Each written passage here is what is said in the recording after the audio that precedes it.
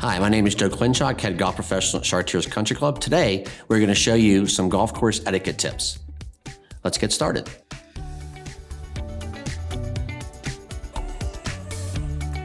All marks on the putting green can have a negative impact on your game as well as the maintenance of our golf course.